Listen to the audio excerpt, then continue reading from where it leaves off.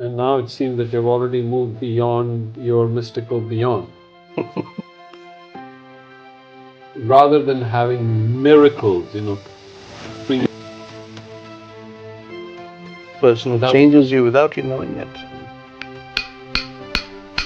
Or he won't really change you into something that you're not. He would draw out what you are, draw out what you are going to be or going to become. the Mahavakyas are not representing a state, they are pushing you. What is without truth? It is that which is, that which is. That Sat, that's the place. Sat is, that is that which is that Sat. So everything that exists, existence itself, Sat, reality itself. Hello, here we are once again. And to paraphrase Eliot, although we are not. Yeah. After quite a while, yes. Partho ji, thank you for agreeing to have a discussion about nothing. And always a pleasure. So I don't have any particular questions or thoughts today, so I think it's going to be a very engaging discussion. Obviously, I would like to talk about your book, which has come out, From the Mystical Beyond, which I must say is quite a beautiful work, and it's something that brings us back to our an understanding of Vedanta very clearly, at least as you are living it. So, and now it seems that you've already moved beyond your mystical beyond. So, tell us about the book and how you see it today. The genesis of this book was many years ago, as you would know. At the beginning of my inner journey. So there was this Babaji I had met in Mukteshwar, who is the inspiration for the Babaji in this book. Of course, I've put in a lot of Vedanta into his story, but yeah, it's pretty. I've been as faithful as possible in the framework of fictional accounts. But yes, I mean, it meant a lot to me at that time. This whole story that Babaji's life and the kind of person he was, or the kind of non-person he had become, and very compelling, silent effect he continued having on those who were genuinely open to him long after he had physically disappeared from sight. I mean, let's say he left a almost invisible wake behind. So that's what I tried to recreate in this book. The wake that you can still probably make out in, against a blue sky, and the effect it still has. So there was a real person. It's very There was difficult. definitely a real person, yes. Was he like as advanced as the Shiva in this book? He was quite advanced, yes. I've taken liberties, of course, but he did not demonstrate what he was or what he could do. Obviously, they don't. But there were enough hints, for me to weave together this story of, a bit of extrapolation, a bit of invention, creative invention, but yes, he was extraordinary. But his the miracles that I did experience with him were all inside. I mean, the ease, the superb ease with which he would put thoughts into my mind and draw thoughts out of my mind, which I have tried to describe here too in the book. The way he could enter your mind and organize your thoughts, even while you're trying to figure out, his consciousness would enter your mind and just move around things just a little bit, a little tweak here, a little tweak there, and suddenly, I understand. And I used to think, yeah, I understood. Long years later, I could see that it was he who was understanding in me. So things like that, little miracles that you would miss if you weren't looking too carefully. And that's a very, to me, it was a very important aspect of the story, if we may call it a story, is rather than having miracles, bring you food and suddenly appear, making it appear before you or making things happen, which is what we kind of think of Yeah. miracles as. But here, It's mainly these because of the godmen around, right, right, the kind of and miracles they bring to the popular mind and the kind we romanticize all right, that. which have no significance to me. I mean, produce food, okay, great. Then produce food for everyone, but they wouldn't Yeah, do that. that would be a miracle. Right. Produce food for So everyone. no problem of Yeah, nutrition and poverty and hunger yeah, anymore. That would be great. yeah. But this is real. This is existential. This is a person who is changing you Yes. Person who without. changes you without you knowing it, and changes you also. I mean, from what I understood, and again, not while it was all happening, but in retrospect, he wouldn't really change you into something that you're not. Right, He would draw out what you are. right, You know, yes, that would be the miracle. Draw out what you are going to be or going to become, and put that in place. Something like that. Difficult to explain when you talk about it, really. But yeah, it's that almost, yeah, my sense was almost like an absence. an absence. Usually people you see, they're a presence. They're so Yes, full, yes, yeah, they're something. And that is why I wanted to discuss nothing, because yeah, almost the person is not, there's no person there. yes. There's no person. There's just a presence. Yes, But that's an interesting way of putting it. You just an absence that comes to you as a presence. yes, presence, if you want to call it Yeah, presence. Normal, not the regular presence. See, it all removed all the stuff that you associate with the presence. And that to me is the real miracle of the book, at least as far as he yeah, is concerned. But again, the changes that come into the protagonist yes, are quite yeah. remarkable. Those are the miracles Those are the that take time miracles. to unfold. But Right, years later, one looks back and says, "Hey, you know what? Babaji put that seed in." And see, it's taken so many years for that to right. even sprout. So these people exist. They absolutely they do. They do, and they're very invisible. If they don't choose to come to you, you cannot come to them. They're not exactly marketplace people. They're not sitting there and telling me, yeah, they're not sitting there and telling the world that I have some precious gyan to share with you. They will never do that. Why not? Why not? I've often asked this question. A readiness, perhaps. See, these are people who see through very deeply into people, into the nature of things. They see into the very spirit of time. So they don't have a kind of temporally limited vision of what's just happened and what's happening and is going to happen in the next few days. They have what we would call a trikal darshan.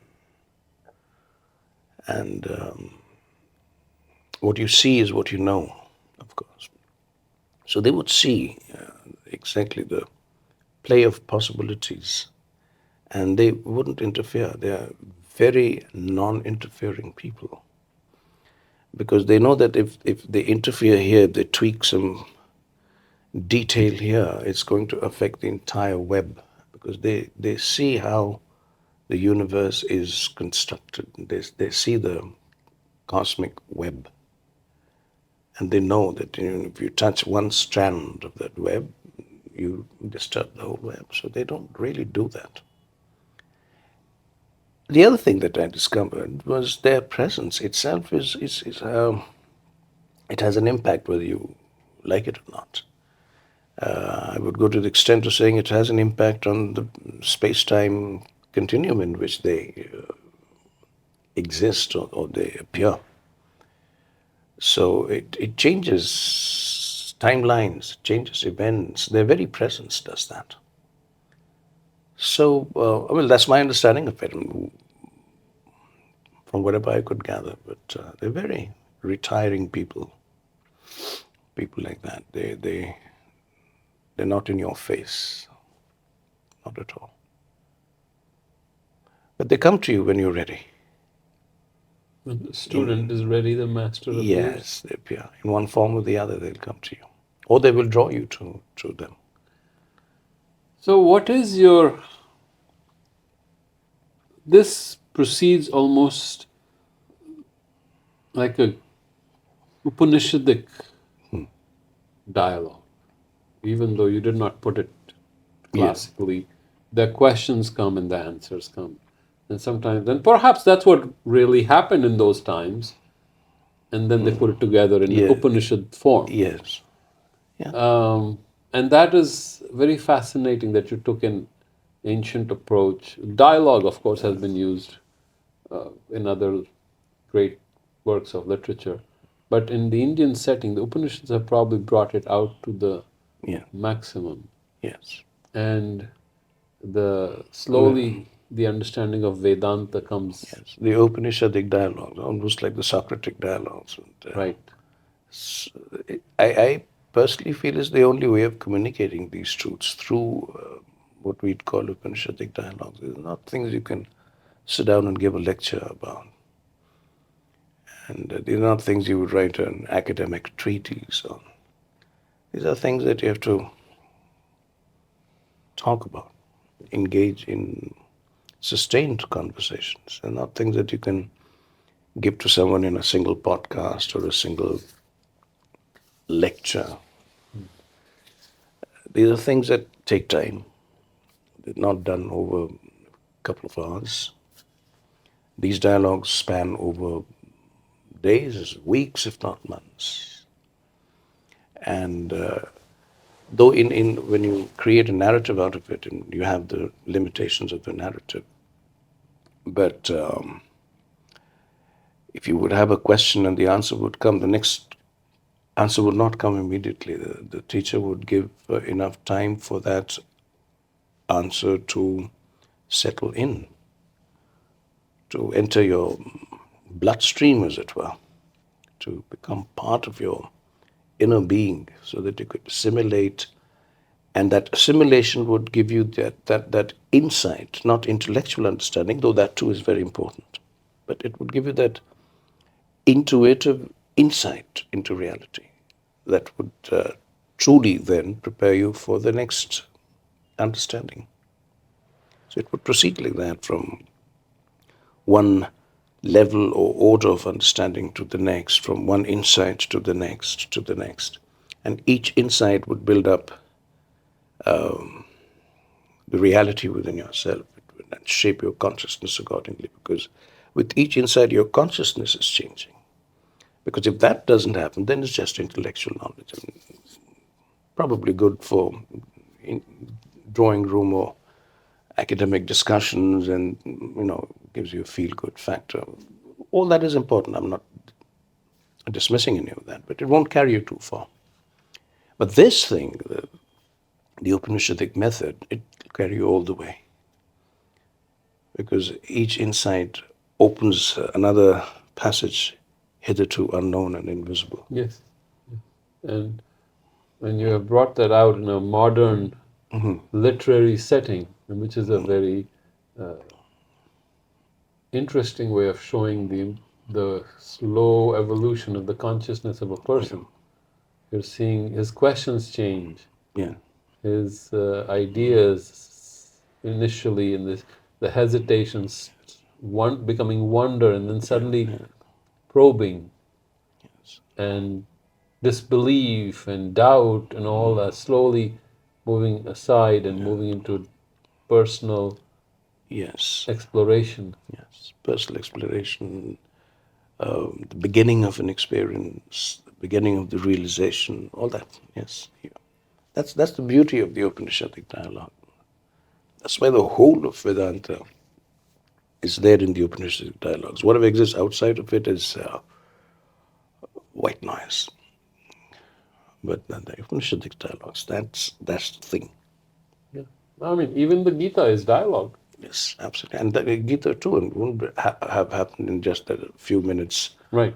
in the middle of a battlefield. Of course not. That's a Right. metaphor. But it would have taken months of preparation, ripening, and a sustained process between the teacher and the disciple. Yeah. And yeah, only then you could attain to that maturity and intensity of being that Arjun would probably come to at the end of the Gita's Upadesha. So when the deepening happens and when one starts looking at these formulae that are given, right? Tat Tvama Asi and Ayam Atma Brahma, concept of Atman, Brahman. What happens to these formulae? Do they actualize, or is it something even beyond these formula that it The was the Mahavakyas you're right? referring to. It's some because the words capture obviously some essence. They give a hint, but obviously the hint is not the experience. So to my mind, these Mahavakyas are also Maha provocations, Okay. and they are meant to disturb you. They're meant to shake you up. They're meant to, shake up your entire worldview and make you ask questions that you would never ask before. If I tell you that Tvamasi that you just mentioned, that Tvamasi, that you are. And I wouldn't say that to anyone. I wouldn't just catch hold of someone sitting there in a public place and say that Tvamasi because it wouldn't make any sense to that person. But if I were the teacher, I would wait for that right, the student with the right patrata, the right adhikar for that kind of tattva gyan. Because this is tattva gyan, to beat all tattva gyan. So I would wait for that disciple or the student to come up and not, he or she wouldn't just come up to you and give me, I'm ready. You'll see it in the eyes. You'll feel it in the atmosphere. You'll almost feel a magnetic pull. You'll feel it almost physically, and you know that this one is ready. To that, to such a person, to that person, I would say that Tvamasi, and that person would, what does that mean? That he knows he's grown up enough in the tradition to know that refers to that which cannot be described or named, the supreme reality. That which is, it's simply that is that which is. Now, that which is everything. I mean, what is that which is? That which is that which is everything, everything, everything, everyone, everywhere. There's not one little fragment of space or time that is not that, because it is. By the very fact that it is that which is. And then I'm saying that which is, that infinite, supreme reality, the very fabric of space time, this universe itself, that's what you are. So that gives you the deep, almost seismic jerk inside. Oh, really? I mean, which me? This me that is questioning, this me that still fears dying, this me that still feels the subtle tremors of emotions. Which me are you talking about? This me that has an intellectual understanding but can't get to the insight, to the realization. Which me are you talking about? So it starts off a profound questioning. And that questioning obviously turns inward, because the Guru is not going to sit down and explain Tattvamasi to you, because if he has to explain it, that purpose is lost. Then you're not ready. He'll just give it to Tattvamasi at that right moment of ripening for the work to be done. So you will turn inward, and whatever avidya you still carry within your, whatever ignorance, whatever misunderstanding you still carry within yourself is shattered by that one statement. If that is what I am, then what is this? Now, not so easy to say this is not that, this is, to be denied. This is, that is what I'm. That. Again, it makes no sense. This is. So this has to be that. Now go figure that out.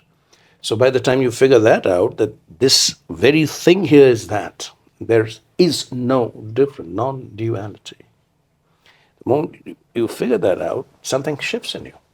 You're never the same again. You can't live life the way you were living before, because every single instance, every circumstance, every encounter, every contact with another being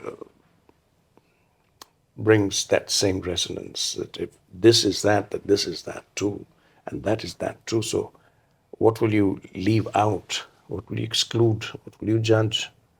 What will you accept? What will you reject? Everything is that. That's, I'm just giving an example. One Mahavakya. There are several such Mahavakya, not just the four Mahavakyas we are used to, but there are several such Mahavakyas. Each comes, actually, these four popular Mahavakyas are the initiation, really. These are the, I would call it the first principle Mahavakyas. Once you've dealt with them, or they have dealt with you, the Mahavakyas have dealt with you and opened you to that. Then there are even more powerful, intense Mahavakyas that come. Each one knocks you out of your orbit to the next orbit, gives you that. I'm giving a physics analogy where it imparts that much energy into you for you to jump out of your existing intellectual orbit. That's very Till interesting. finally you jump out of your mind altogether. So, in these Mahavakyas are not representing a state; they are pushing your buttons. You're Yes, absolutely. breaking your They are walls. indicators. They're fingers pointing Right. to that. I mean, obviously you don't take the finger to be the reality, but they are fingers pointing to something that you would never look at. You're so used to living in a duality, in dualities, and in ignorance, in ego, that you would never look at that. Someone has to point it out to you. Someone who's seen it has to show there. And he or she who's really seen it will never be able to tell you what he or she has seen, because that's the beauty of it. What you see is for you. If I see that which is, and I can only point it out to you, because what you will see will be very different from what I've seen, because it's not one thing. It's almost like I'm looking at a star and I say, hey, Parikshit, look at that star. And you look at the star has changed. The star changes by your very looking at it. Almost the observer effect of quantum physics. I mean, the star will change reality. And you show it to someone else and that person manages to see it. It'll be yet another star. Infinite is the play of possibilities. So there is no one, no guru, no teacher who can tell you exactly what that is. But they can point you towards it. Look, that's the direction. So these are the Mahavakya, the pointers. So let's talk about Vedanta, which is kind of always very mysterious to me. Okay? Extremely mysterious. So Vedanta is talking about a state of being, state of consciousness. No, Vedanta is talking about consciousness, not a state of it. Okay. Consciousness itself. Everywhere. Universal. Including every state possible, every state, every phase, every movement of consciousness possible. It's like the yogas and the philosophies, the various darshanas, they talk about the waves of the sea and they'll describe the wave. Right. Vedanta talk about the ocean itself. So you can go on pointing out the waves. The Vedanta says, all right, they're there, okay. No, Vedanta will deny the waves. You can see it. But the Vedanta seeing is different. The Vedanta is not seeing a wave. The Vedanta is seeing the sea itself. That which you're calling the wave, the Vedanta is not even seeing it as wave. You're saying, look at the wave, I can see the sea. No, no, no, that wave, no, that's sea. End of story. There's no discussion there, no philosophy there, no darshan there. I mean, actually, there's only darshan there. Darshan as in that which I see. So that which I see is ocean. That which you see is wave. Now, there's no communication, dialogue, or any kind of a transmission possible as long as you don't learn to see the wave as sea, because it is actually the sea, but you're so convinced it's the wave. That's the play of duality. So Vedanta just tells you, forget the wave. Look at the sea. Now then people will misunderstand, forget the wave. Oh, it means the wave doesn't exist. It's an illusion. Hell no, it's not an illusion. You're seeing it there. Oh, but you said forget the wave. Absolutely, it's there, it's real, but forget it. Because if you go on seeing the wave, you'll never see the sea. How can you see the sea if you go on seeing the wave? So that's Vedanta. That's why people find it actually the simplest possible thing in the universe. I find it simpler than basic mathematics. It's the simplest possible thing. Just look. Open your eyes and look and you'll see it. But the question then is, why doesn't everyone see it? I have no answer. I mean, I do, but I don't. Yeah, I mean, if you go on seeing the wave as the wave, that's the answer. So let's go to the practical things. And since Vedanta is a lived, Yes, it has to be, otherwise it's nothing. right? So how do you discover the Vedantic truths? Again, right. So there's no Vedantic truth. Let's first say what is Vedantic truth. It is that which is. That which is. Okay. Tat Sat, that's the phrase. Sat is. Tat is that which is, Tat Sat. So everything that exists, existence itself, Sat, reality itself, Sat, is that, Tat. That's Vedanta. So there's nothing to be discovered, because if a thing is to be discovered, it implies that it's hidden. But here we are talking about that which is. How can that which is be hidden? It cannot be hidden. Going back to our analogy, you're looking at so many waves rising and falling in the sea. I'm looking at the sea. Now that which is the sea. So you will say that which is also the wave. Yes, of course, it is the wave. But a wave of what? What is that wave? So suppose your mind is, you know, of course, we have been together on this path, so, but for everyone who's listening today, if you're looking at the wave, your mind has taken the shape of the wave. It's Vishaya Akar Vritti, we call it.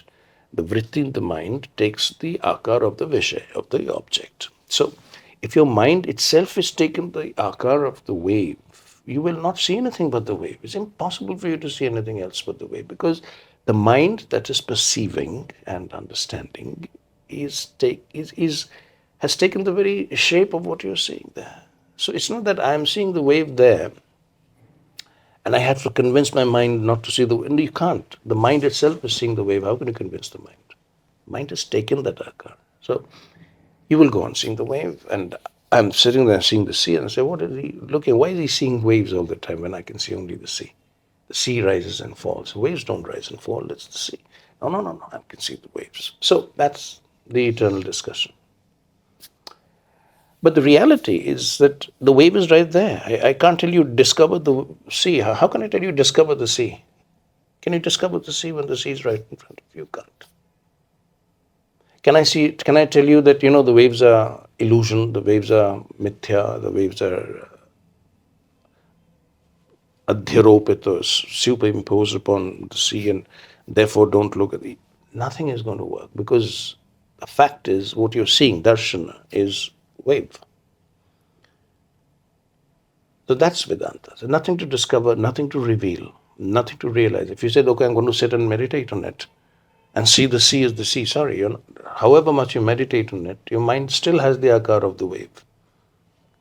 You will see, if you meditate on, you will see beautiful waves, you will see splendid waves, you will see luminous waves, you will see waves in the most splendid forms you have ever imagined in your mind, and you will see the wave in forms of the gods and goddesses you hold in your mind, of your gurus and mahagurus, and all that you will see, because all that is what is there in your mind.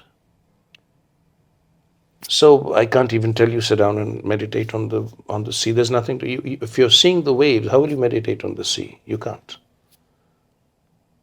Are you seeing it? There's nothing that can be done. There's nothing to be discovered, nothing to be revealed by the teacher, nothing to, go deep into yourself and find out, nothing of that. That's why it's the simplest, because it's there. Look at it. So how do I look at it? So understand that what you're seeing there is not the wave is not there. The wave is here. That's what you have to see.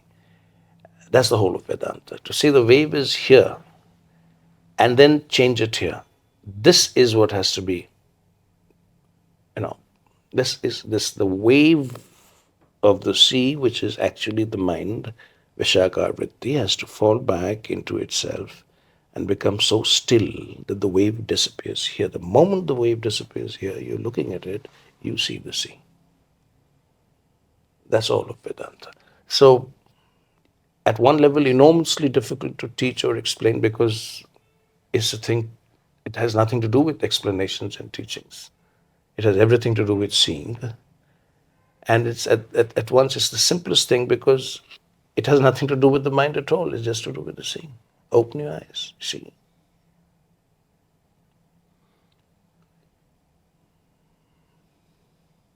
So, how do you see? Very good, very interesting, very important question. How do we normally see? Very interesting. Look at it, examine it. We never see from the eyes. The seeing, the perception is happening in the mind and is happening through the senses. You know that. So I perceive an object, visually perceive an object, or hear it, through the senses, let's say. I take it in from, I cognize from the senses. And that goes to the brain, which interprets it according to the conditions of the brain. And then the mind sees according to the sense and the brain and the nervous system. If I change your nervous system or your brain, you will not see what others see. So what you're really seeing out there, this world, is what is conditioned here in the brain. So you're seeing a sense construct. This entire universe is a sense construct. Now, is that very difficult to grasp? Most people say, it's nearly impossible for people to get that.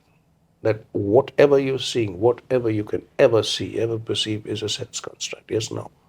Very difficult to grasp. As you switch off your senses, you'll immediately know what I'm talking about. Now, obviously, physically, you can't switch off your senses unless you're in an abnormal state. But you can imagine. That's why people go into deep meditation, to experience that state, which you can simply sit down and imagine. Nothing of all this is. It's all sense. Change the spectrum in which we cognize. You change that little band of visible light, and you won't even see this visible universe. If you tweak your seeing from the visible band to, let's say, the ultraviolet band, you'll see an ultraviolet universe. It's as simple as that. So what you're seeing is not real. Now, why is my mind convinced this is real is a question to be asked.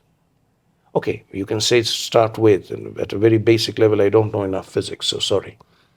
So, well, I'll teach you physics. There's no mysticism here. Physics is physics. But how do I, physics will tell me the theory. How do I actually see it? But what you're seeing, again, is the wave thing, is what your senses are perceiving. Right. So somehow you have to perceive without the senses. Now, how do you do that? That is what makes it real. So now, I'm looking at all this, and I hold the knowledge that all this is simply molecular, quickly changing, rapidly mutating molecular configurations or atomic configurations. If you want to go really deep down, quantum configurations, rapidly changing in the blink of an eye, as it were. In time scales that the mind cannot measure. You have to go into the Planck scale to get that kind of time. A blink of an eye. Everything is changing, and that's what the Buddha got. Things are impermanent because everything is changing. You can't just see it. Well, if you look carefully enough, you can see it. So now I'm sitting here, and suddenly the insight comes. This is all sense. If the senses are not there, like in deep sleep, if the senses are not working, nothing of all this exists. So whatever exists right now is my sense projection, sense construct. If you just live with that understanding long enough, you will begin to actually experience this so-called reality as a dream. You will begin to almost like feel a lucidity creeping into your dream state that, yeah, these are all moving forms and light, color, sound, form, movement, all that. But nothing of this is real. That understanding is there all the time. So now, because of that understanding which is there with you all the time, it begins to reshape the way you cognize the universe. It begins to reshape cognition from inside. And you don't even catch it for for quite some time. You won't even catch it, but it's continuously reshaping the way you're looking, the way you're perceiving. Now, unknown to you, you can't catch hold of it, obviously, because it's happening at levels below the threshold of your consciousness. Your perception, and this is where it gets interesting, your perception begins to change the structure of your brain and nervous system. The perception, this is where it gets very challenging too, interesting and challenging, that your perception is changing the organs, the nervous system. It's changing the brain itself. People would think that it's the brain that determines perception. Vedanti says it's perception that determines brain. Now you'll ask, why? How is that possible? Brain is, no, solid matter. Yes. No, it's not solid matter. Quantum physics tells you it's not solid matter. There's no solid matter. What is solid matter? If I am touching this is solid matter. No, this is electromagnetic repulsion. That's what I'm experiencing. Not experiencing. That's what I'm interpreting in my brain as solid matter. Change the interpretation here, the solidity of this changes. There's no solid matter in the universe. There's no matter in the universe.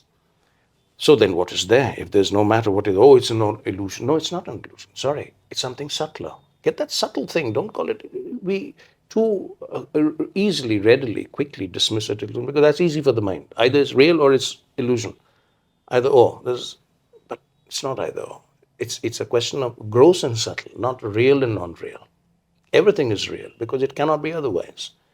But things are subtle and things are not subtle. That's the simple thing you got to grasp. So, at a very subtle level of matter, matter is no longer matter. Matter is a state of consciousness. It's a phase of consciousness.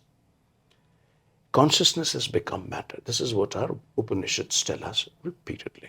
Every rishi has said this one thing, that this universe that you're experiencing is what your consciousness has made it. It's all in the mind, in the senses, it's all in the consciousness.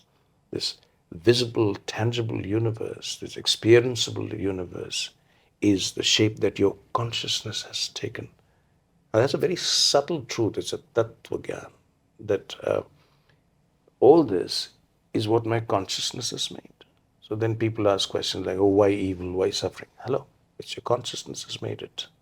Understand that first. Then something will open in you. So that which is the interface between consciousness and what we call the visible, tangible universe is the mind and with the brain. This thing that you call the body is actually nervous system. It's just a sense organ. That's the interface. Now, this interface itself, the sense organ, the brain and the nervous system itself is just consciousness. So is the universe. Now, if you're not comfortable with that, we go to quantum physics. We can switch to quantum physics. Okay, fine, you're not comfortable with consciousness, go to quantum physics. So quantum states that are happening in a quantum form, and just probabilities arising, and according to what is observed or what is not observed becomes real or not real. Now, if you don't accept quantum physics, then and you don't accept what we would call mysticism of consciousness, then of course go and live your world in whatever you call your reality. There's nothing that can be done.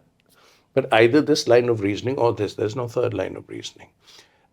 I mean, there is a third line, which is experience. But if you don't have a line of reasoning, a darshan, shastra, you won't know what you're seeing. The darshan won't happen. It's a very interesting story I came across that the original inhabitants of America, when the ships first came, they didn't realize the ships were coming till they were right there. Why? Because they had no idea of a ship. They had no concept of a ship, so the brain couldn't interpret a ship, so they didn't see a ship coming. And that's very interesting, because that's exactly what happens in reality. If you have no concept of a thing, you won't see it. Even if it's standing right there in front of you, you won't see it, because your brain can't interpret. So this whole universe is happening at a level of interpretation of the brain. The brain itself is that which is interpreting. The brain itself is the interpreted, because the brain is interpreting itself too in order to interpret the universe.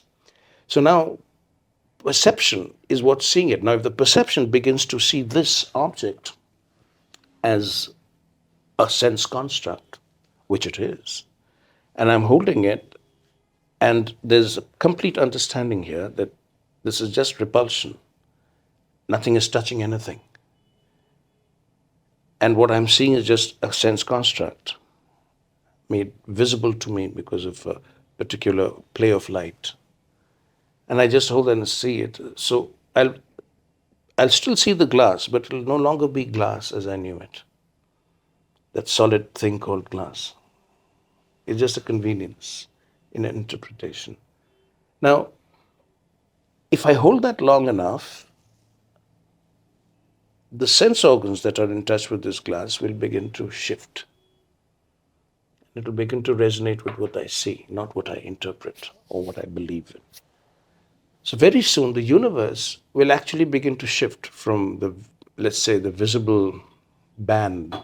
I'm not talking about the electromagnetic here, but let's say a visible band of consciousness, to a far subtler band of consciousness where everything remains, but they have now become subtilized. You can now see them as vibrations. You can almost feel everything vibrating, but at a level which your senses can't interpret. Everything is like living. That's why the mystics say that, there's life in everything and everything is living and I can see God everywhere. What they really mean is what Vedanta is seeing, that he's seeing through the structure and he's beginning to contact the quantum reality of things, of the universe. And beyond the quantum reality of the universe is consciousness itself. The quantum reality is just an interface between pure consciousness and manifested consciousness, the avyakta and the vyakta. So all that is actually beginning to manifest to you because your whole system is changing, is becoming subtler and subtler. And that's how Vedanta comes to living reality. But of course, I've given an extreme example of the material universe. Things happen long before it comes to this material universe transformation. It starts with the way you regard yourself. You accept yourself as a solid person sitting here. I am so and so. I have this in my life. I possess this kind of knowledge or this kind of wealth or property, and I have done all these things in life, and I have all these people around me, these relations, I love this person, I love that person, I don't, that person is my friend, that person, all that wonderful theater you have built around yourself, the narrative of your life begins to fall apart. The moment you begin to see all is that, and that is all. And nothing is what I'm seeing but what I'm interpreting. And beyond interpretations, there is a seeing which is pure. All that, when all that is settled as jnana in your mind, then the first thing that begins to happen is your ahankara, the sense of being a person, doing things and owning things, etc., falls apart. Ahankara goes out completely. So suddenly, when you look at yourself, in, let's say in a mirror of consciousness, awareness mirror, for instance, you're looking at yourself, because we can look at ourselves in a physical mirror, we can look at ourselves in an awareness mirror. So when I'm looking at myself in an awareness mirror, there's no Partho. That Partho is gone. It was never there. It was just a figment, constructed carefully out of memories. That's gone. So what do you see? So I see shifting states of being. My friend comes in and there's happiness. Oh yeah, yeah, let's know.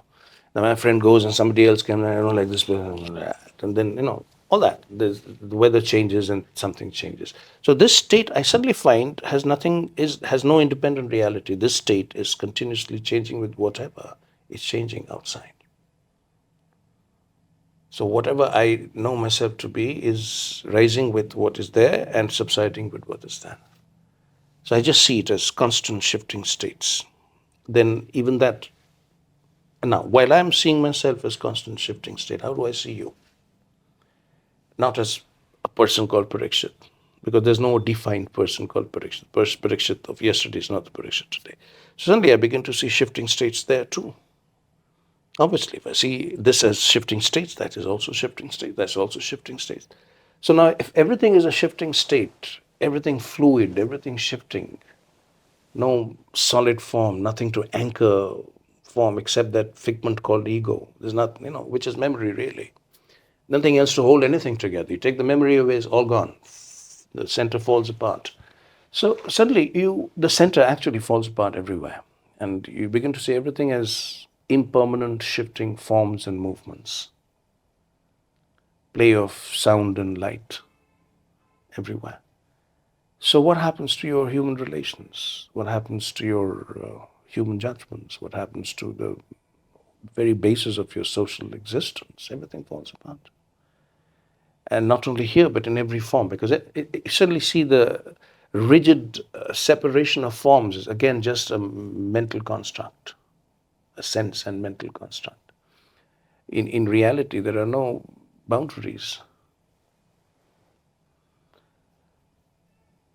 So the psychological experience of this universe falls apart completely long before the manifest physical universe falls apart. The inner universe, the pratibhasik that we call, falls apart completely. Along with it, the vyavharik, the so-called relative practical world falls apart. Everything just falls apart. And as everything falls apart, it's not that it's not nihilism of any kind. It doesn't bring you to nothingness or to a huge shunya or something like that. As everything falls apart, it begins to reveal what is.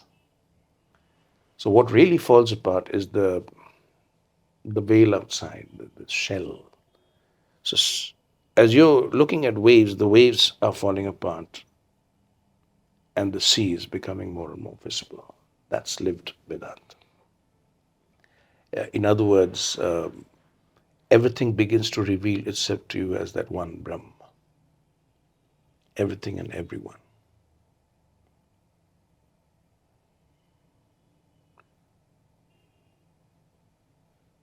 So, what is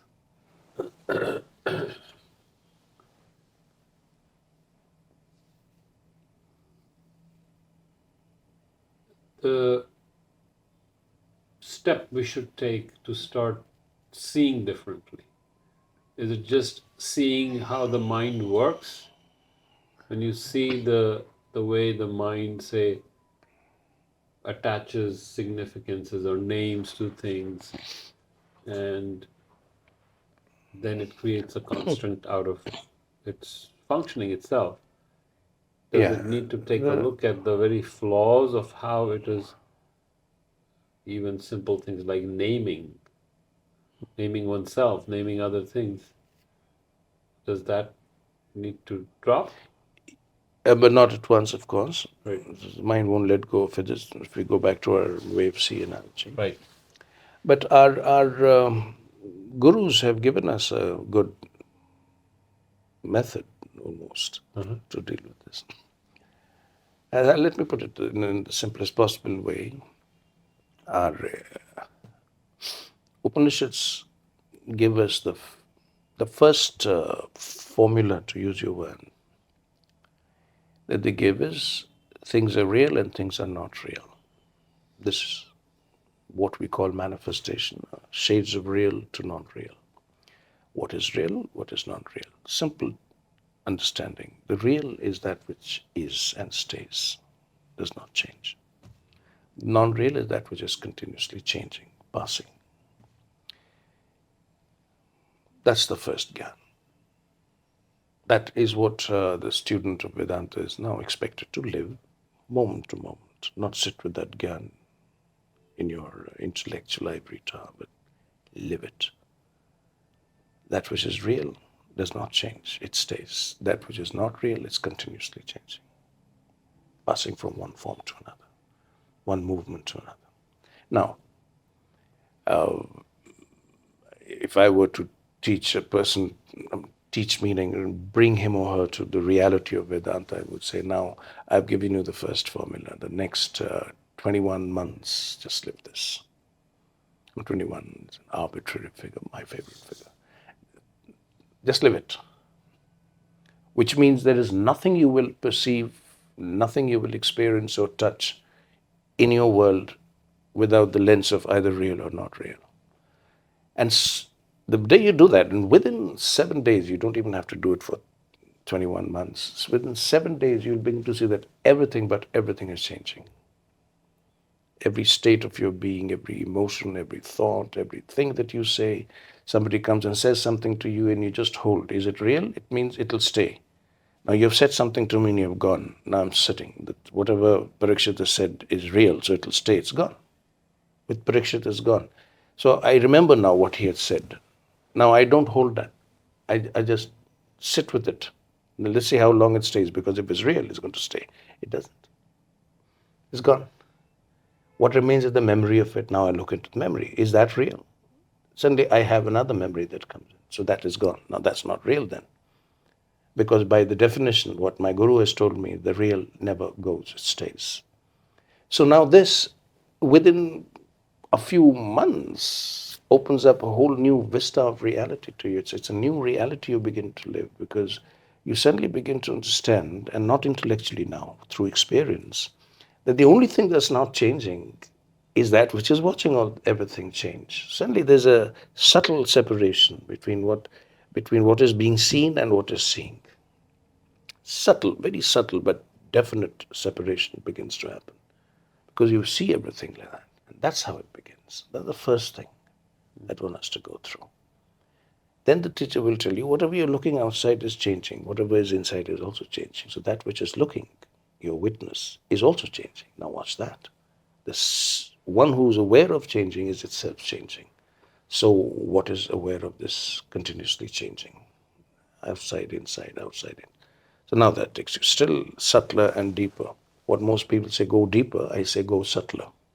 So as you begin to see in a very subtle sense of reality now, that nothing is staying, nothing stays inwardly or outwardly, neither in inner experience nor in outer experience. So now this whole thing that I have to reject this, I have to keep this apart, I have to take hold of this, I have to do this practice, and everything falls apart. Because if everything is changing, shifting, what do I have to do anyway? So I become supremely relaxed now. A sahaj bhav comes into me, because nothing, everything is going. And that's the portal into Vedanta. That's what you asked. Of course, there are many changes that will happen after that, but again, step by step. And again, the beauty of Vedanta is that I cannot, if you were to ask me, then why don't you put it in a book and give it to me? That this is Vedanta, step 1, what you just said. So chapter 2 will give me step 2. It doesn't work like that. Because this is a book that writes itself. The moment you have lived the first chapter, if you have only the first chapter and you go to the next chapter, let's see what the second chapter is, blank page. Oh, it's blank page. I have to read only chapter 1. By the time you've read and assimilated chapter 1, you're living that, chapter 2 begins to appear. And so on and so forth. Vedanta reveals itself to the sadhak. There is no system, no one who has recorded Vedanta. No one, I repeat, no one. The true Vedanta has not been recorded, not been documented. It cannot be. If it is recorded or documented, it's not the true Vedanta. So even after one understands this, Nothing changes. In what sense nothing changes? The perception, the sense constructs, they still exist. But something changes, Nothing changes. understanding changes. Now, Understanding I'm talking about to one's you, own, understanding about how one sees the world. yes. I'm talking about the one who's serious about all Right, this. right, right. So if you're serious about it, something will change. That, oh, what I thought was real is not real. Right, Though I don't know the not reality of it, but right, I also know it's not totally real. It's not right, absolutely real. So that changes. right, Now, if you really live that change, again, this is what determines the serious aspirant from the non-serious one. Non-serious is the intellectual one. Serious is the darshanik, the one who wants to see, not think and know.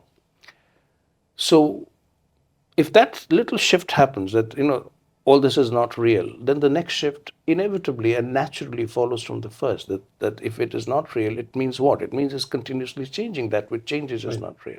So now, can I look at everything like that? The car passes by. The car is real as long as I'm seeing it and it's passed. Then what happens is something very interesting, that every experience of life, from the passing of a car to the passing of a thought, will reinforce this formula. I'm calling it a formula, mantra, whatever. Mantra is a better word. So everything will reinforce that. You will see everything passing. A person is sitting to that and now is sitting to that. It's changed. Person seems slightly uncomfortable and unhappy, and you just go on looking. That's the thing. That's the discipline that is needed in Vedanta. Don't jump at what you're seeing immediately. Don't engage. That's why, if you were to ask me what is the one thumb rule I would give to a new student of Vedanta, I would say don't get engaged. That's all. So now I'm watching this person sitting here, and there's a reaction happening in him. Now, my natural psychological habit is to engage. I'll react to the reaction. I'll react to the action. Well, I'll do that. Vedanta, the only change, the only shift, don't react.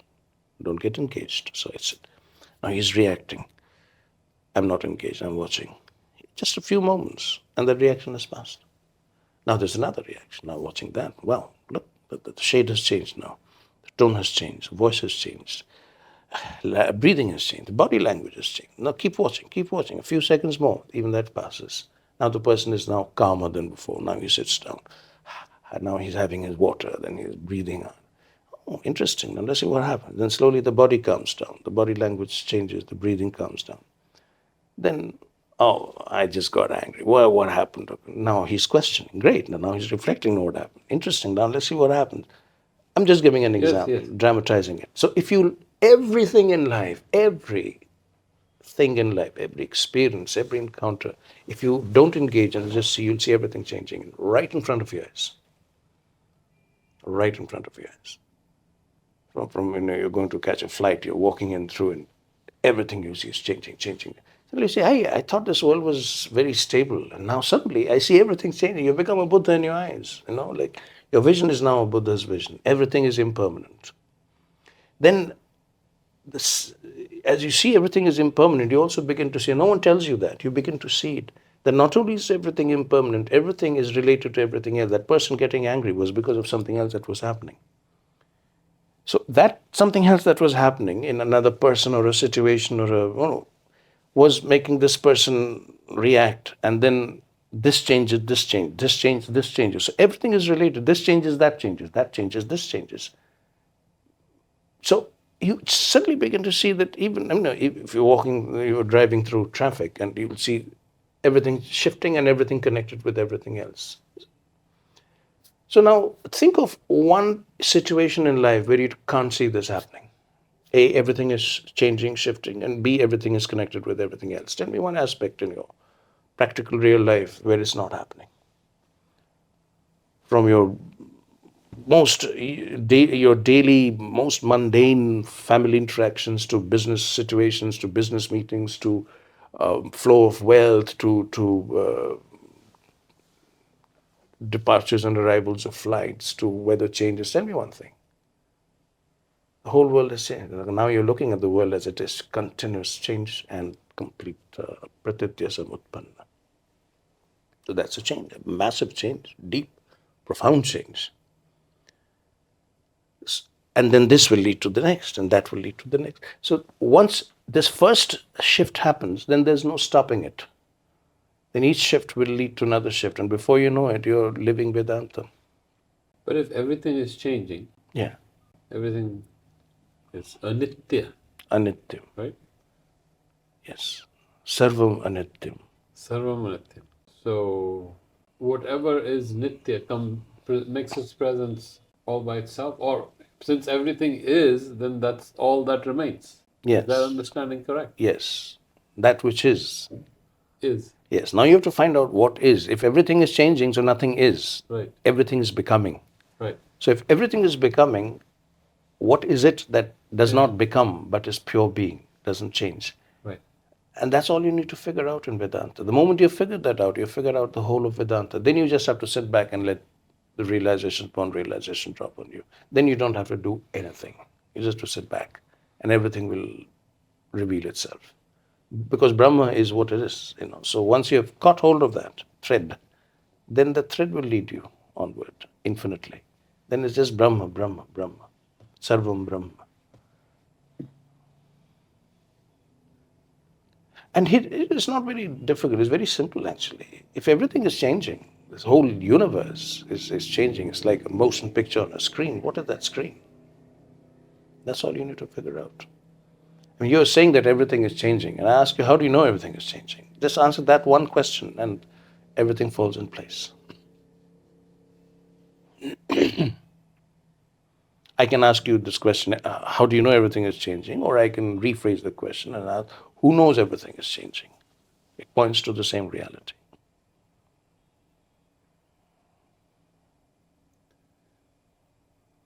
Without giving it a name,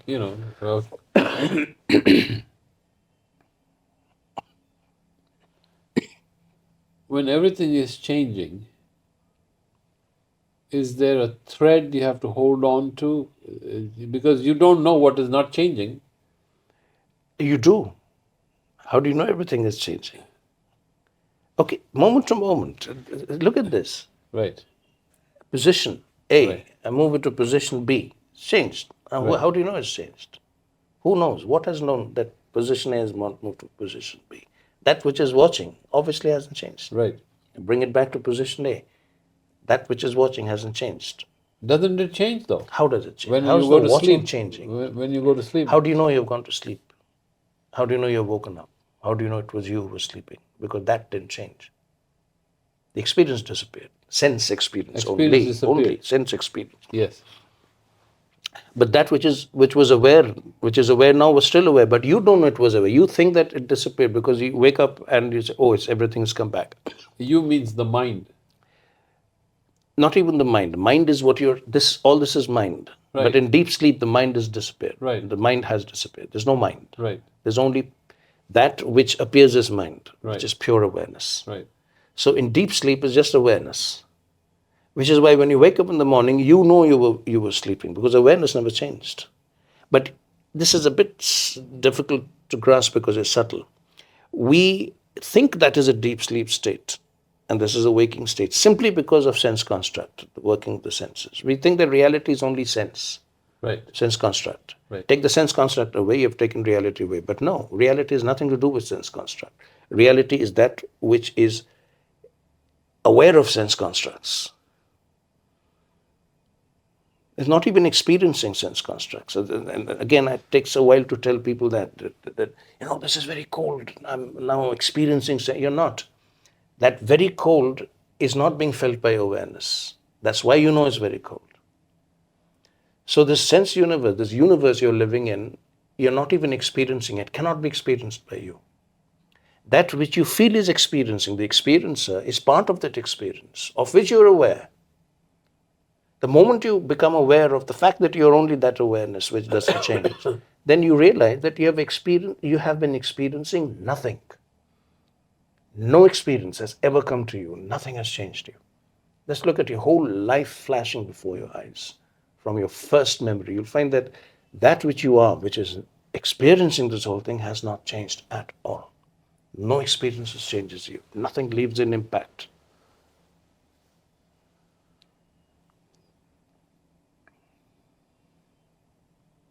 So that awareness that I'm talking about, that background awareness, the screen on which everything is being projected, that screen is awareness. That's Brahma. That's the beginning of the Brahmic state. Because this is not a physical screen that you can see there. It's a actually dimensionless screen. It all dimensions are projected on it, but the screen itself has no dimension. So you can't think about, there's impossible to talk about the screen that you are because it's dimensionless. And if it's dimensionless, then it's not large, it's not small, it's not far, it's not near, it's not finite, it's not infinite, because it's not dimensions. Now, how did the mind grasp, even for a second, something which has no dimension? Can't. So the mind becomes silent.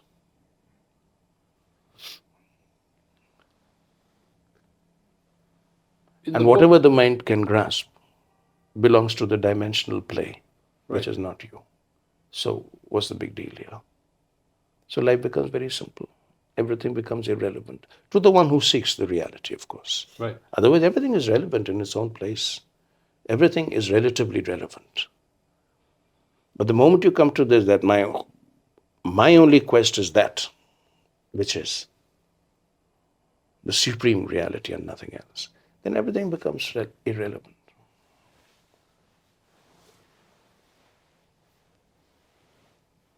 So, how do you make it happen? I'm sorry, I'm using a wrong word. How does it happen? How does it unveil itself? So that's a wonderful thing about it. And it's a very practical question, but the answer is very interesting. You don't make it happen. Nothing happens. It's because you see it's already there. Right. Remember the waves on the sea. Right. So you're seeing the waves. You meaning, let's say, the questioner is seeing only the waves, Right. and the questioner has this question. Right. That how do you see? What answer do I give you when I see only the sea? I don't see the waves. They don't exist. It's just your mind. The concept of wave is only in your mind, right? Out there is just sea. In fact, it's not even sea, it's water. In fact, it's not even water. Molecules of water. Not even molecules of water.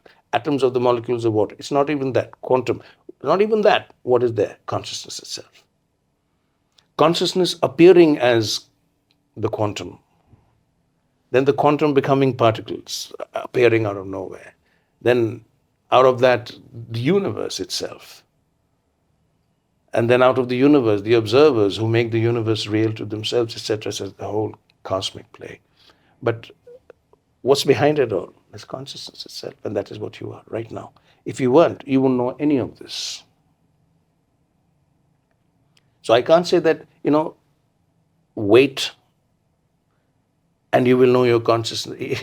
You are consciousness. Who's going to wait? If you're not consciousness, who's going to wait?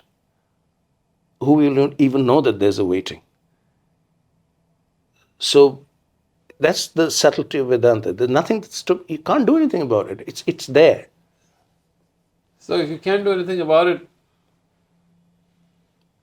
what do you what do you do? Right? See, so okay, you're told you meditate, you do yoga, you pray, you do bhakti, right? Or you read the book. Yes, absolutely. So are you saying that all that is relatively relative? Yes, as it's you relatively relative. Relatively relevant. Relatively relevant. Right, not ultimately relevant. I mean, who do you pray to? Who are you praying to? Who's praying? Really, right. If you remove all the constructs, who's praying? It's a construct. It's a movement of consciousness. Right, right. So now, waves. Right. Now, if you just step back from the waves and become the sea, let's say, let's play a game, a thought game. Right. So you have suddenly removed yourself from the waves and you've become the sea now. Now you're watching everything as sea, all the waves as sea. Right. Then I ask you the question, who's praying? Then you'll say that, praying is just a movement of the sea. It's a movement of consciousness that believes that there is someone who prays and there's someone who's being prayed to, an object of the prayer. But it's a movement in consciousness. Does it affect the consciousness? No. Does the wave affect the sea? No. The moment you see that, then it doesn't matter who's praying, who's not praying. If somebody is praying to somebody, let it pray. If not, how does it matter to you? You're neither praying nor not praying. That's what you are. the one who neither prays nor not prays. Because in 100 million forms you're praying, and in 100 million forms you're not praying. And neither this changes you, nor that changes you. That's what you are. That's what you have to grasp. You're the sea, you're the ocean, you're the oceanic consciousness in which infinite waves arise and infinite waves fall back in the blink of an eye. But it doesn't register. So you tell me I am the ocean. It is not. It So is the waves- intellectually registering. So if you take the ocean as infinite ocean, Right. now forget the finite ocean Right. on earth. This is infinite consciousness. Now in infinite consciousness, this entire what we call the world is just one fluctuation. That's it. Right. How will it register in you? And there are millions such fluctuations going on all the time. Now, if every fluctuation were to register on me, I would go crazy. It's like one Sri Aurobindo was asked that since you know everything, you know what Queen Elizabeth is having for breakfast. He says, no, I'm not supposed to know what Queen Elizabeth is having for breakfast. What will I do with that knowledge? Now you feel, oh, okay, fine, I understand. What Queen Elizabeth is having for breakfast is not important. The late Queen Elizabeth. It's not important. Then what is important? I know. What happens to the destiny of the world? That's important. But to the conscious, it isn't. What a queen is having for breakfast is as important or unimportant as what is going to happen to Earth in another 500 years. Is there going to be a nuclear destruction? Is there going to be world calamities or a world crisis or economies are going to collapse? These things are very important for people. For consciousness, it's thousands of worlds have arisen, thousands of worlds have disappeared. How does it matter whether one world collapses or not? If you remember those beautiful lines from Sri Aurobindo Savitri, he's talking about two big suns bigger than our sun, Arcturus and Belphegor. They become little sparks of fire in the consciousness of the being that he had become. In the corner of, it had become such a vast consciousness that in the corner of that vast consciousness that he had become, those two little sparks of fire, this is Belphegor and Arcturus, two massive suns. That just gives you a scale. Now, what is important here? What is relevant? What is not relevant? So this thing that everything has to register is itself a creation of the mind. That if I am everything, I must know everything. But what is knowledge? What is it that you know? All our knowledge, if you think about it, all our knowledge is simply based on sense constructs. You take the sense construct away, what happens to your knowledge? So that's what I'm trying to get at. How do you realize, understand, or let it unveil itself, that consciousness? The brain is. Right now. Yes, right now. You are the consciousness. Yes, no. I know. You know. Right. What do I do with it? Wait. Let's take it. Okay. Let's play this game. You know your consciousness. Whether you do something with it or not, you still remain consciousness. Yes, no. Right? Well, do I really know that I'm consciousness? That is a. If you're not, then what are you? No, very simple. It's nothing mystical about it. Right. If you're not consciousness, what are you? I'm consciousness. You are? Consciousness. You're consciousness. Now you will say, no, I'm a person. Where is this person? Yeah. Then that dialogue will start. We have had this dialogue a number of times. Right. Who's that person? Where is that person appearing? To whom is that person appearing? Right. Is the person stable, real, all the time, permanent? No. Person comes, person goes. Person appears out of constructs, memory constructs, mental constructs, intellectual constructs, etc., etc. So eventually, in a few minutes, you will have to end up saying, I'm consciousness. Yes. Now, I am consciousness. Now, let's go deeper into the statement. How do you know you are consciousness? Is there a separation between I am and consciousness? Who's saying I am consciousness? Is it consciousness itself conscious of itself? Is consciousness conscious of itself? Yeah. Now, an expression of consciousness conscious of itself is I am conscious. Actually, I am can be taken away. Right. What remains is consciousness doesn't need I am. Right. It neither needs I nor am. Right. It is conscious. It is what it is. Right. Tat. It is what it is. That is what you are right now. You don't even need I am. Right. Because whether you say I am conscious or not, you are conscious. Right. So if I put you in a place where there's no one else, no other human being, will you say I am conscious? You won't. You'll just be conscious. Because you are conscious. Actually, you're not conscious. Conscious of what? If I take away all objects of consciousness for you, you'll still be conscious. But then conscious of what? Then you'll know that you're not conscious of anything. Your consciousness itself, in which all the objects of consciousness are happening. Your consciousness itself. The moment you know your consciousness itself, the thing is done. Everything falls in place.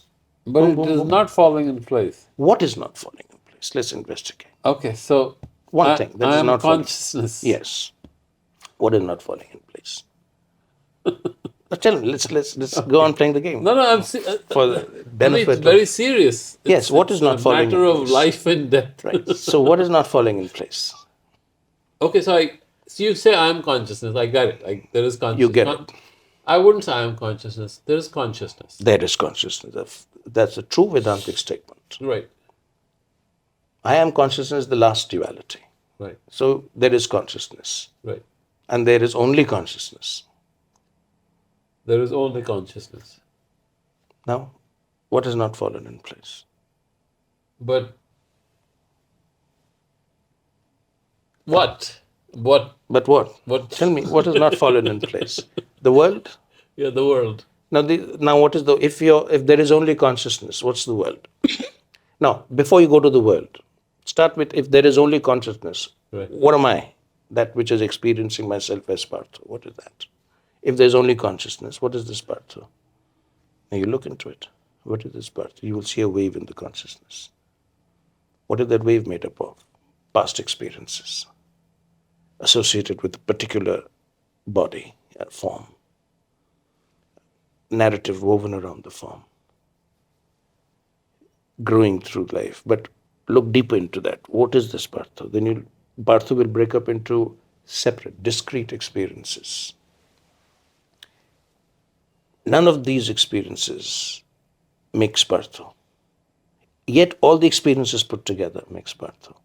So if I see Partho, it's like a composite. But there is no such thing as a composite. A composite doesn't exist. A composite exists of its parts. So I begin to see the parts, various experience, strands of experiences and thoughts that come out of these experiences to tie these experiences together into a narrative. That's what I see. Right. It's like a fabric, stitched fabric. When I begin to see the fabric carefully, I see the strands. Now the strands don't make the fabric. Fabric doesn't exist. Only the strands exist. Each strand is separate. No strand has anything to do with the other strand, except that this strand holds this, but it has nothing to do with each other. So every experience is separate. There's no Partho there. Now, look deeper into the experience. You'll see that every experience is made up of other people, places, and things. That's what every strand is made up of people, places, things, events. Each separate, discrete, this beads strung together. So the way I understand it is all you're trying to do is keep deconstructing the things that are falsely understood or wrongly understood. And then when you deconstruct them, they fall off and only the truth remains. Is that the correct understanding? Yes, in a manner of speaking. That's the effective way to go about it. Okay.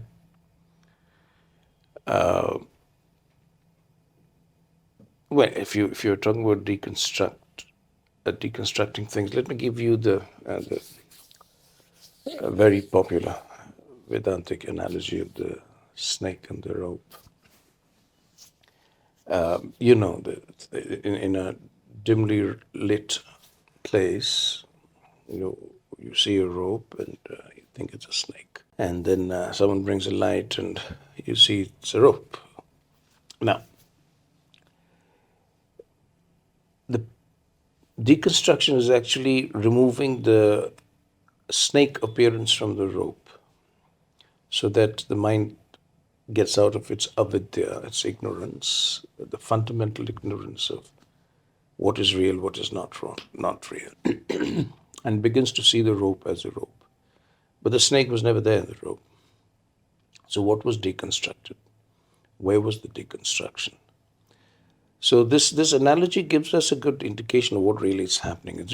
There's really nothing to deconstruct because the snake was never there. Okay. It was always a rope.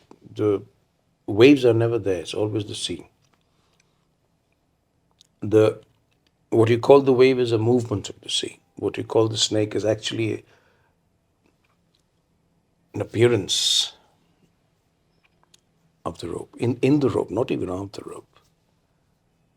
So that's what I mean. It's not really deconstruction, yet the mind needs that deconstruction. It's the whole of the teaching, so-called teachings of Vedanta, is an instruction for the mind to look real deep. It's actually not even telling the mind that what you believe is false or a mistake or a wrong way of seeing. It's just telling the mind, look deeper. That, to my mind, is the whole of Vedanta. Because if the sea is always there, but you're not seeing the sea, you're seeing the waves. If the gold is always there, but you're seeing the ornaments, the rope is always there, but you're seeing the snake, then it's just a deeper seeing. Now, some Vedantists will say it's just the deeper seeing will not help. Someone has to bring you the light. So in the serpent rope caves, it works. Someone brings you the light, and in the light you see that it's a rope. But what about seeing the waves instead of the sea, or seeing the trees instead of the forest, seeing the gold instead of the ornaments? The light is already there. So then some Vedanti says to do with discrimination, viveka, the ability to see the true as the true and the false as the false, and the true in the false and the false and the true, and so on and so forth. So all these are valid positions. Deconstruction itself, a deeper seeing, a seeing which is no longer a mental interpretation, but more of just perception, pure perception. So these are all various positions that can bring you to the true darshana, the true drishya, the true drishti. So, what are the processes that one can go through to bring the true drishti? No process. There is no process. No problem. No. No. Is I don't even know what it is. Intuitive understanding, perhaps. Just an intuitive grasping of the truth or the true way of seeing. You said earlier that the nitya, a wave in the nitya or a fluctuation in the consciousness creates this world or this anitya. Is the nitya experiencing itself, or when we experience, say, ourselves, is that part of the nitya? What is the experience made of?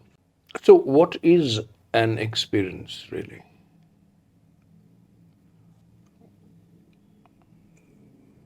Let's deconstruct that. What is an experience? Give me an example of an experience. Touching the book. Okay. So,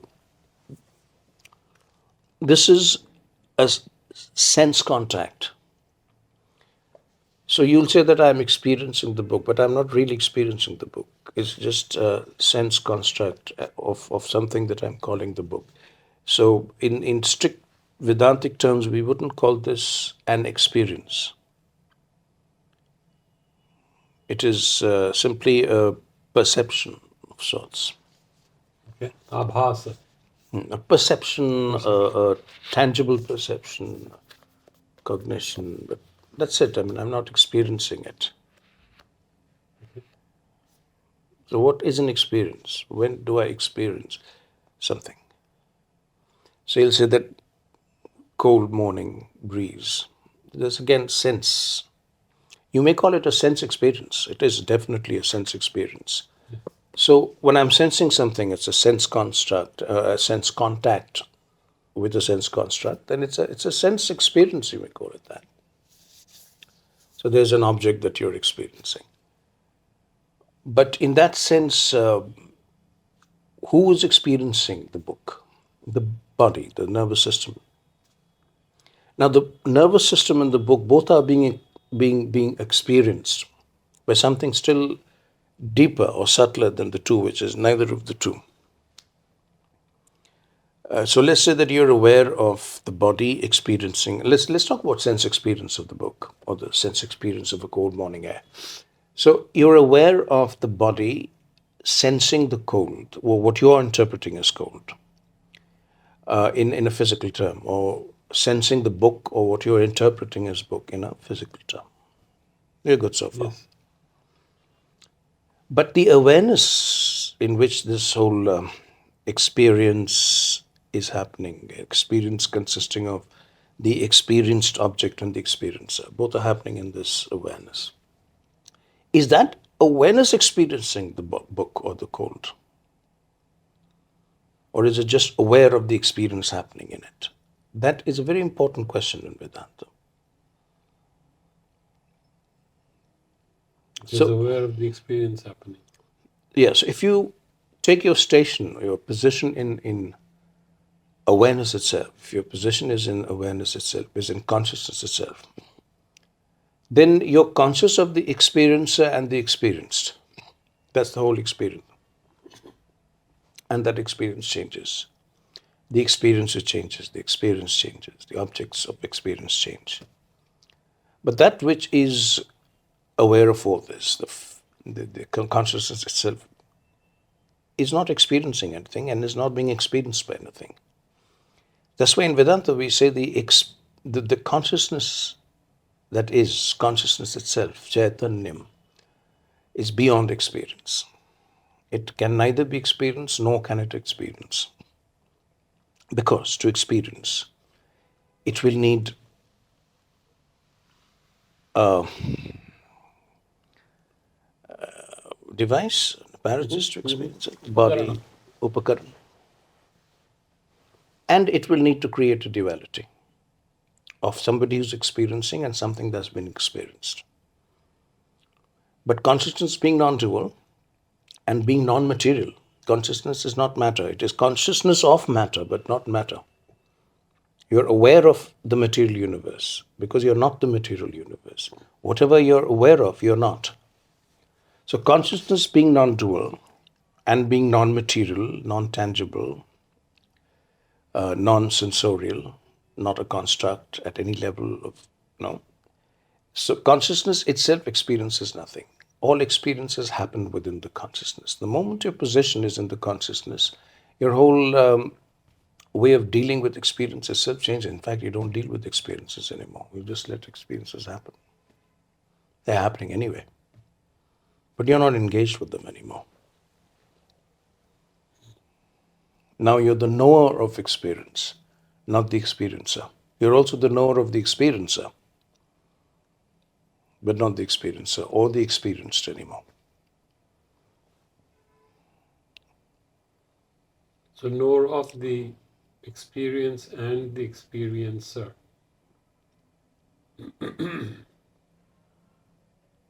But it just cannot be categorized in any particular manner. You cannot even define it. No, you cannot. It cannot be categorized. If you're right. It can.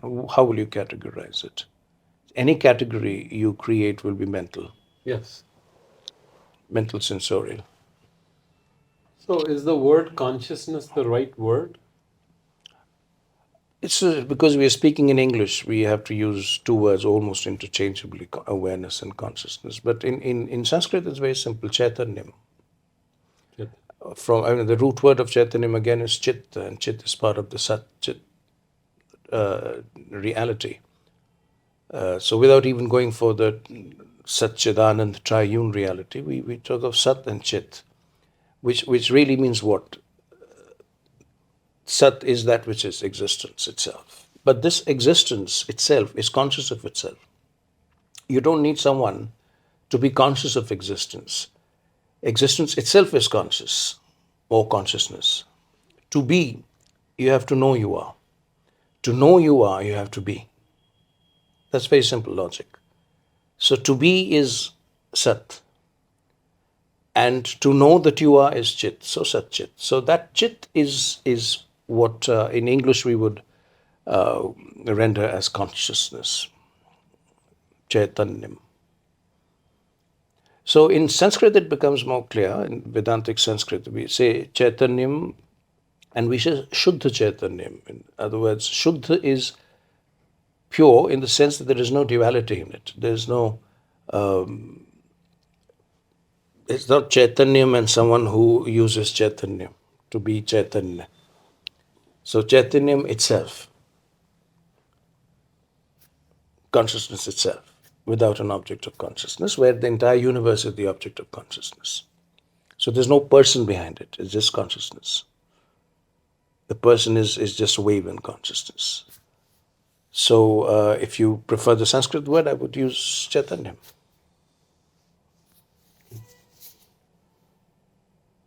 Shuddha Advaita Chaitanyam, which is really Brahma. If we go back to the Upanishadic lexicon, then that Shuddha Advaita Chaitanyam is Brahma. Difficulty still remains. Yes, what difficulty is it that remains? So there is consciousness. But then there is this person, practically speaking, okay, practically. There's this person called Parikshit who is doing things and needs to understand what is happening. And there's no understanding. Now you may say there cannot be any understanding because the wave cannot understand the ocean. Is that So, what is Parikshit trying to understand? Let's start with that question. Let's concede yeah. the fact that there is Parikshit. that's You said what? In a practical sense. practical? It's existing, right? We'll come to that too, though I don't Right. accept that. But for sake of argument, let's start with that. That there is a Parikshit. And he wants to understand There something. is What is it that he an wants entity that calls itself Parikshit. Let's say. So if you're now being precise. Right. Yeah. So that's good. That's better. So there is an entity that calls itself Parikshit, which means this entity by itself is not Parikshit. It just calls itself Parikshit, Right, though that's others correct. call it Parikshit. Right. So it sort of assumes that it's so what is this entity then? It's Is it the body that people are pointing to and saying Parikshit? it's identified with it, but it's not really Associated with associated. it, yes. I mean, if you change your name today, in another 10 years, no one will call you Parikshit. So Right. it's nominal only. Yes. So let's leave that aside. So is it the physical entity? Because if you take away all associations, Right. the person who knew you when you were 10-year-old wouldn't know you now. Because Right. obviously not the body then. The body would carry something that says it is so and so. Right. So when someone's saying Pariksha, they're not pointing to the body really. So Right. what are you pointing to? So you'll say personality. Right. Memories collected. No, but I don't know the Together. memory. I'm pointing to you, Parikshit. Okay, So I don't know your memories. Yeah. Personality. So I'm pointing out to Parikshit, who I associate with a personality, a certain set of behaviors. Right. The way you speak, what you know, what you speak, how you articulate, what you do, all that which is in my mind. So I've constructed Parikshit in my mind. And that's what his personality is. Now, if you were to act differently from what I have in my mind, it would upset me. I say, hey, that's not Parikshit. So there's a very set entity here in my mind that I've constructed, a set construct that I call Parikshit. And when I point at, I'm really pointing to that, not that. Right. That might have changed. You might have had a seismic Vedantic experience last hour and it will come back completely changed. Right. So what I'm pointing out is you're no longer there. Right. But I'm pointing to what I carry in my head of you. Right. So this is where Parikshit exists, not there. Right. Now, if you say, no, wait, let's get practical here. I too know I'm Parikshit. Actually, you don't. What Parikshit do you know you are? Point to it. If I say that, point to a Parikshit sitting inside yourself, what do you point to? Right now, in this moment, what are you pointing to? You can't point to a thought because the thought is already gone. By the time you point to the thought, it's gone. You can't point to a feeling. You can't point to a state of being because that's gone. By the time you point to it, what are you pointing to? Memories? But those memories are continuously changing. And if you have memory lapses, you won't, Parikshit, there'll be a lot of gaps here and there. There's nothing so reliable about memory, going by memory. So when you're pointing to something here, look, this is Parikshit. Besides just the body, what are you pointing to? And then if you were to look at your own body from a molecular lens, you'll find nothing to point to, because at the time you point to this configuration, it's already changed to that. So really, what are you pointing to?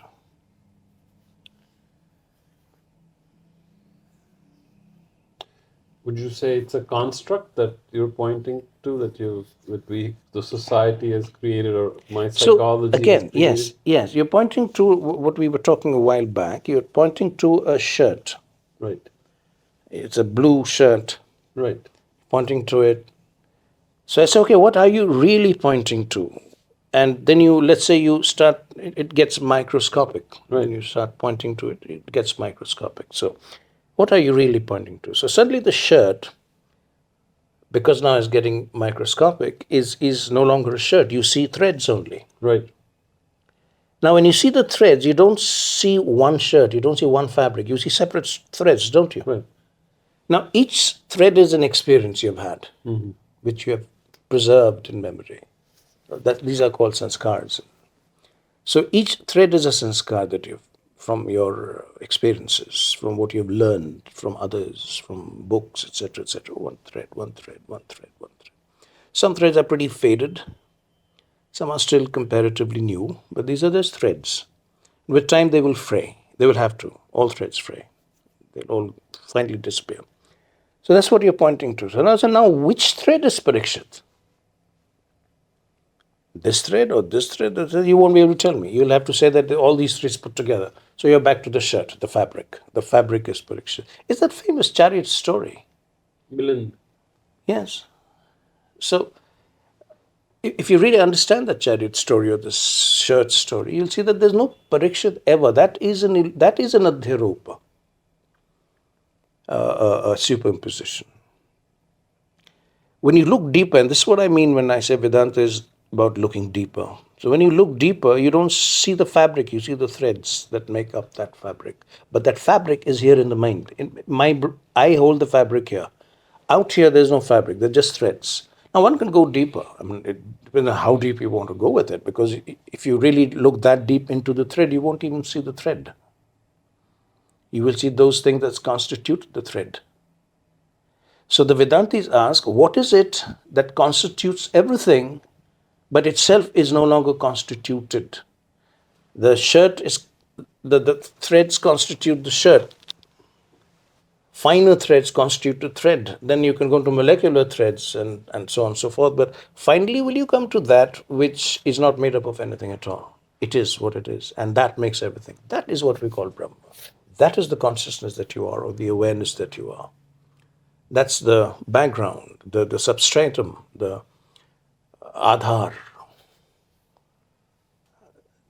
So when you touch that in every experience, in every thought, in every sensation and feeling, in every situation, when you keep touching that, you're touching Brahma everywhere and in everything. Even in yourself. When you look at yourself, Parikshit, does not know itself as Brahma. Touch base, go deeper. Who doesn't know? Who's saying I don't know? And what is it that he doesn't know? Understand that Parikshit can never know Brahma, because Brahma cannot be known. Brahma is the one who knows itself as Parikshit, as the world. So, how can you turn? How can you say I don't know Brahma? You'll never know Brahma. You will know Parikshit. Do you see the irony of it? You will always know Parikshit, because that's something outside of you. It's constructed. You can see the fabric, the threads. So you will know Parikshit. You will never know Brahma, because you're the one who's looking at the threads called Parikshit, Parikshit thread and Parikshit fabric. But that which is looking at it is Brahma. How will you know that Brahma? So if Parikshit is ever disturbed about that listen, I understand all this, but I don't know Brahma, it's wrong. completely wrong that you don't know Brahma. You are Brahma. How can you know it? You are. So, are you saying that there is no problem with the world as it is because you'll say there's no world? So if we make this statement, we end Right. up again with the lunacy of illusionism Right. and all that. So let's not go there. Right. Let's be scientific about it. Right. Problems with the world. Where is this world? It's, Yeah, not out there. Out Right. there, there's just forms Right. and movements, Right. colors and sounds. Right. There's nothing there. right. So the world exists in your head. Now, what is this world that exists in your head that is conventionally built into something that everyone will recognize as the world? Processes, not things. Right. What you call the world, what you and I and he and whoever is in the room will call a world, is actually certain processes that you see. Right. Right? Fabric again, made up of so many Right. threads. Right. That's the world. Now, all these are events made up of people, places, and things. That's the world. Now, where's the problem with this world? Here. So people are killing each other Yes. over Yes. there. Yes. Right. Right. So why are they killing each other over there? Because they believe they are different, separate Right, things. right. He believes he's a Christian, he believes he's a Hindu, he Right. believes he's a Muslim, and so on and so forth. So Right. they're going to fight and kill Right. each other. Or he believes that he's dark skinned or fair skinned or rich or poor, all these categories that you have. And then there are divisions, and then you may not kill each other, but you'll fight each other. Yeah. Extreme form, you'll kill each Right. other. It's all because of something that's just not there. There are no differences. You look carefully at any human body. Human body is a human body made up of same cells and corpuscles, molecules and atoms, etc., etc. There's no Hindu, Muslim, Christian, Jew there. No brown-skinned or white-skinned or dark-skinned. All these are sense constructs, right? And religion, of course, is not even a sense construct. It's just a cultural mental construct. So the problems of the world are actually based on complete falsehoods, on the falsehood of duality and layers of duality, one on the other. Yes. So where is all this? Where are these layers? Where are these dualities? In your mind. Yes. You feel that he is so and she is so and so. Yes. Yes. The problem is here. Yes. Now, suppose, again, let's play a mind game. You have a mind, let's say you have the Vedanti's mind right now, Right. which means what? You're not looking at duality at all. You're seeing Brahma everywhere. Right. The killing is Brahma, the destruction is Brahma, the creation is Brahma, everything. There's just Brahma, ocean, all waves rising, falling, in the blink of an eye. Right. It's only Brahma. Problems have disappeared. The world has disappeared. Okay. So that's exactly my question. So there are no problems. There are no problems in real life. There are problems in the imagination. Right. Problems created by pure figments of the mind. There the problem exists, not in reality. First, let's get that clear. Yeah. Now, once that is clear, because this might again very easily lead to complete inaction. Right. That's the. Like who cares? Right. That's not Vedanta. It would be very stupid if that were to be the Vedanta. So Vedanta doesn't stop there. It says first look at it and see carefully and see where the problem is. It's not out there. Don't jump into that fray and start fighting. Right. Problem is here. Clear it here first. Which means you, Parikshit or Partho, you become the Vedanti or the Vedanta, whatever you choose to call it. I mean, these are finally, Vedanta itself is just a word. You choose or you work on yourself so that the dualities in your mind fall away, the waves of your mind disappear. You not only just see the sea, but you are the sea. Right. Now you are that which is Brahma itself. Now that's the first concrete step towards solving any global or existential or political problem. Without first getting into the Brahmic consciousness, there is no problem you can solve anyway. You can go and fight there for the next, till the cosmic cows come home. Nothing was going to happen. Because you haven't addressed the problem, and the problem is it doesn't exist. So you now have a mind that is in the Shuddha Chaitanyam. There is no problem. So then you sit, then you come back to the so-called world, which is no longer real for you. It is real, but only as Brahma. Yes. Yes? Now what do you do vis-a-vis problems of the world? What do you do now? You, the Vedanti, you who lives in Shuddha Chaitanyam, what do you do? Well, there's nothing to be done. At one level, there's nothing to be done. At another level, there is something to be done.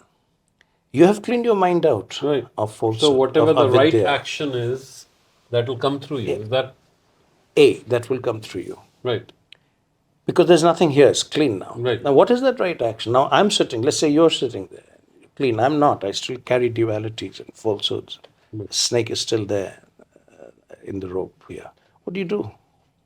Help clear up the fact that You there bring me is out no of it snake. too. You're woken up. Now you wake me up. Right. The only job an awakened person can have is to awake other people. There's no other job for him or her. If he chooses, if there is a choice, If you choose. But at that point, you don't choose doesn't anymore. matter. Okay. So, in a room full of sleeping people, you wake up. What do you do?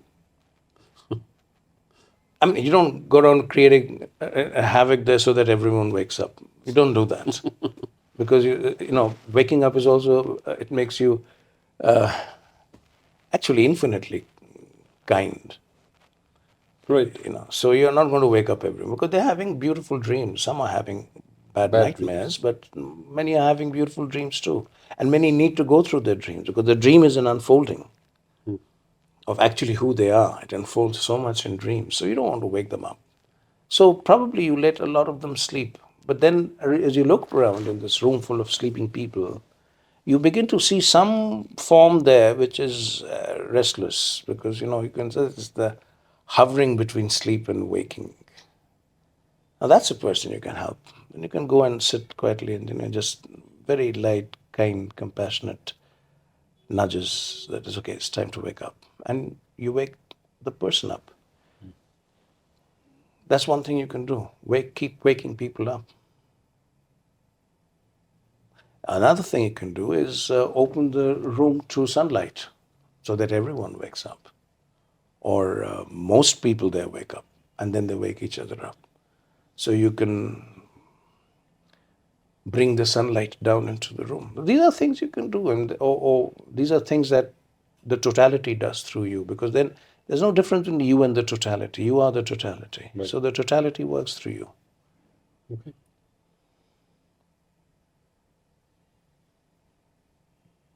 So the problem obviously does not overnight disappear. As you said it yourself, no miracles. So you may realize the truth and wake up to it and become the self-realized one, but you can't do a thing to the world out there. The only thing you can do is very patiently, assiduously keep waking people up. And people have this tendency to go back to sleep because of the tamas in our nature. So just waking them up once may not be sufficient. You have to keep nudging them till they wake up.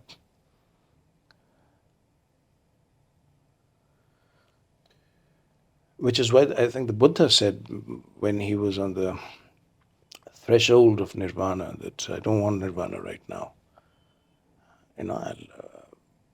Not in so many words though, but he said I'll go back to the sleeping to wake up as many people as I can. In fact, he said that I'll keep myself in the sleeping world till the last human being is awakened. But for Buddha it was very simple. People suffer. End of story. Everything else is background noise. People suffer. First, let's put an end to that suffering. Very practical psychology.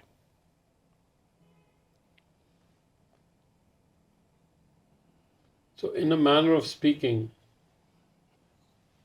there are no problems out there. Yeah, simply because there's no real world out there. There's no world out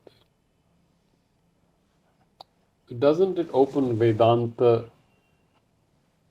to the accusation that it is unable to handle the problems?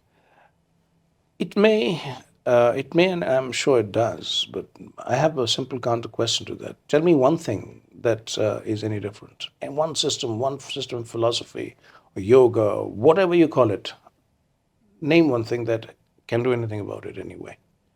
And I mean integral yoga included. Yes. So there you are. Everything, if someone wants to do something good in this world, you accept it as real and accept problems as real, is again very patient, very assiduous, very what's the word? Very I'm not getting the word, but Detailed, yes, detailed, thorough. microscopic.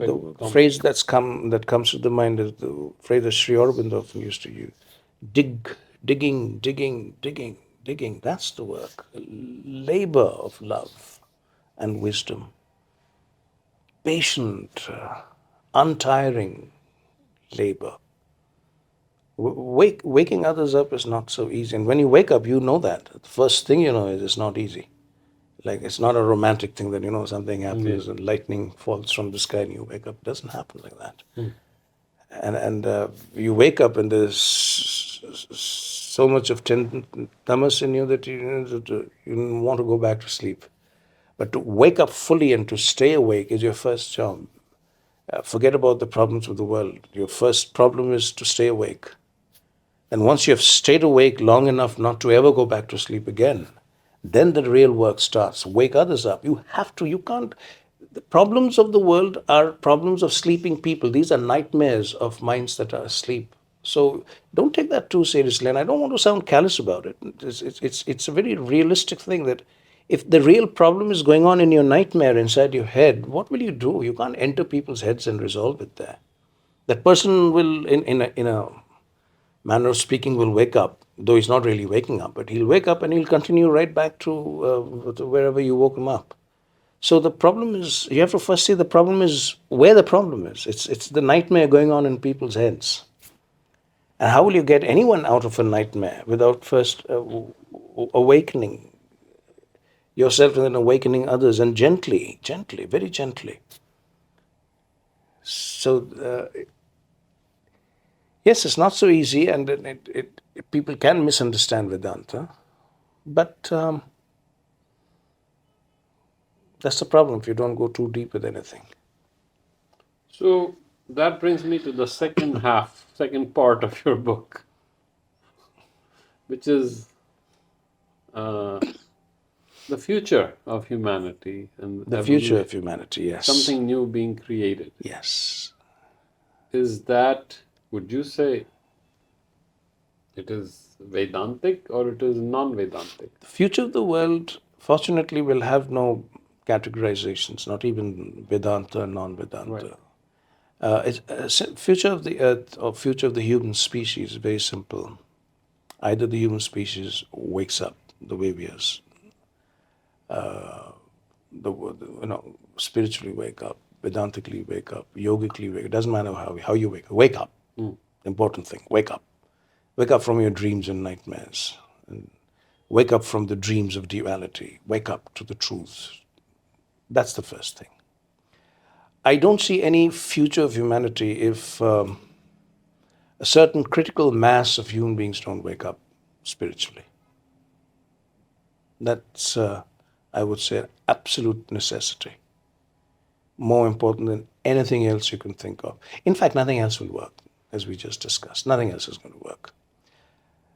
Once you wake up in consciousness, then whether you take up Vedanta, whether you take up Buddha Dharma, you take up integral yoga, Tantra, it really doesn't matter.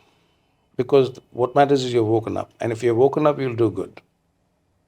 Anyone who's woken up will do good to earth, to humanity. So I always say when people ask me about the future of the earth, future of the human species, it's a psychic future. It has to be. I'm using the psychic in the integral sense, Sri Aurobindo's sense, but you can also say psychic as waking up to your Atma, waking up to the spirit. So one single phrase in English, spiritual. So spiritual awakening is the future of the earth, Homo psychicus Yeah. or Homo spiritualis. Otherwise, I see no future. Otherwise, perhaps AI is the future. Oh, AI is taking over anyway. So So we better wake up. we have a choice. Either Yeah. we let AI run us, Yeah. or we have the Or we wake intelligence. up, simple. Yeah. Okay. Well, I have no immediate questions.